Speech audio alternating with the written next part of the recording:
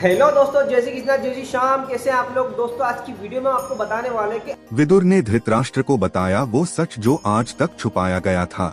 एक दिन हस्तिनापुर की सभा में विदुर ने धृतराष्ट्र से सीधा सपाट सच कहने का फैसला किया।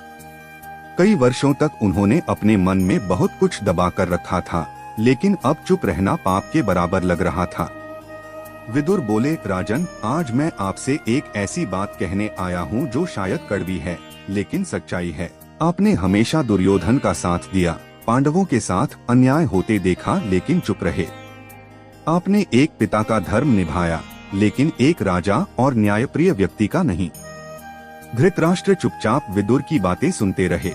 विदुर ने आगे कहा, आपको सब दिख रहा था, द्रौपदी का चीरहरण, पांडवों का वनवास, उनके अधिकारों का हनन, लेकिन आपने कुछ नहीं किया। सिर्फ इसलिए क्योंकि वो आपके पुत्र थे।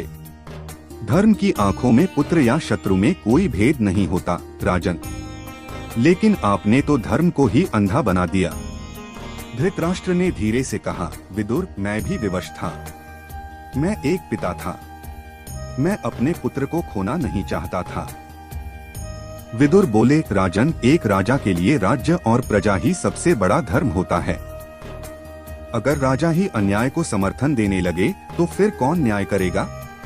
आपने केवल अपने पुत्र को नहीं, पूरे राष्ट्र को विनाश की ओर बढ़ा दिया है। आपके मौन समर्थन के कारण ही दुर्योधन इतना साहसी हो गया कि उसने धर्म और मर्यादा की सारी सीमाएं पार कर दी। आपने कभी उसे रोका नहीं, न समझाया, न टोका। और अब परिणाम सामने है, युद्ध टल नहीं सकता। धृतराष्ट्र सिर झुकाकर बैठ गए। वह जानते थे कि विदुर गलत नहीं कह रहे। विदुर ने कहा, राजन, अभी भी समय है। अगर आप चाहें तो बहुत कुछ बदला जा सकता है। अगर आपने अभी धर्म का साथ नहीं दिया तो इतिहास आपको दोषी मानेगा, सिर्फ दुर्योधन को नहीं, आपको भी। सभा में सन्नाटा छा गया। धृतराष्ट्र सोच में पड़ गए, क्या वो एक अच्छा पिता बन पाए या एक असफल राजा?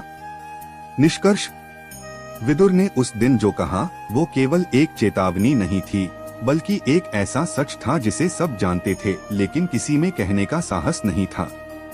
अगर धृतराष्ट्र ने विदुर की उस बात को उस समय गंभीरता से लिया होता तो शायद महाभारत का युद्ध टल सकता था।